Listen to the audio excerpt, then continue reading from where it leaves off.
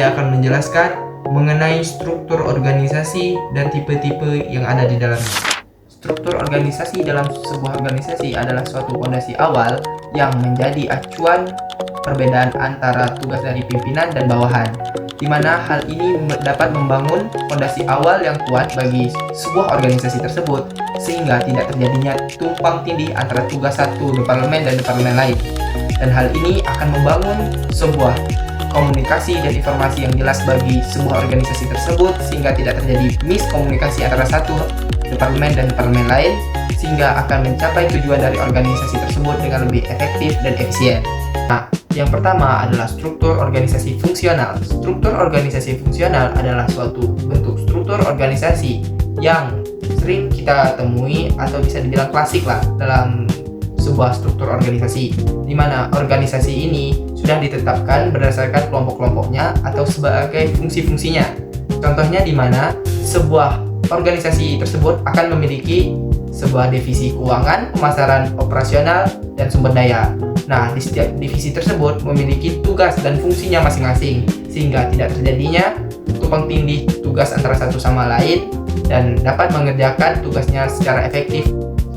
Nah, di sini saya akan menjelaskan mengenai struktur organisasi yang kedua, yaitu struktur organisasi divisional. Di mana struktur organisasi divisional sendiri dibagi berdasarkan outputnya, seperti produk dan jasa, letak geografis, dan konsumen, di mana empat hal ini adalah suatu acuan yang berada di dalam struktur organisasi divisional. Nah, struktur organisasi divisional sendiri biasa digunakan untuk perusahaan-perusahaan besar, dan di sini saya akan mengambil contoh perusahaan multinasional yang seperti divisi manufaktur, divisi elektronik. Nah, di setiap divisi tersebut dibagi lagi dalam bentuk divisi-divisi bawahannya seperti divisi pemasaran, keuangan, operasional, dan lainnya. Nah, hal itu adalah pembeda antara struktur organisasi divisional dan struktur organisasi fungsional.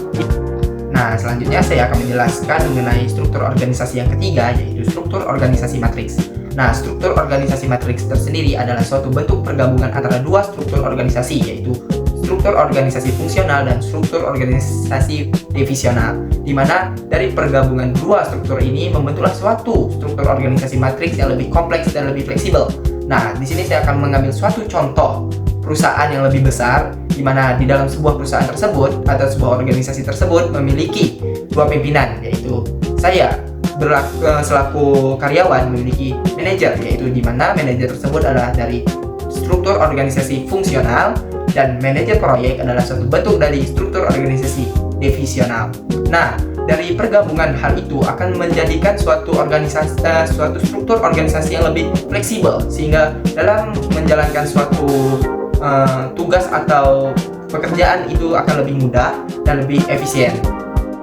Nah, di sini saya akan menjelaskan mengenai struktur organisasi yang terakhir, yaitu struktur organisasi lini dan staf, di mana struktur organisasi ini adalah bentuk gabungan dari hierarki lini atau komando langsung, dan di mana didampingi oleh staf spesial atau penasihat dan staf pendukung seperti sumber daya manusia, hukum, dan keuangan, di mana hal ini memberi dukungan kepada manajer lini untuk menjalankan tugasnya mencapai tujuan organisasi.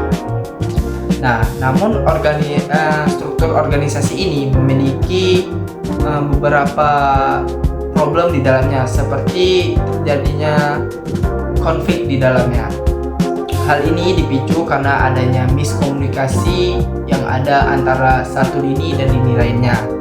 Nah, hal itu pula yang menjadi struktur organisasi ini agak kurang efektif dan efisien. Nah, di mana kita itu harus menjalankan antara lini satu dan lini lainnya bisa menyatukan suatu pekerjaan itu dengan baik atau suatu tugas itu dengan baik.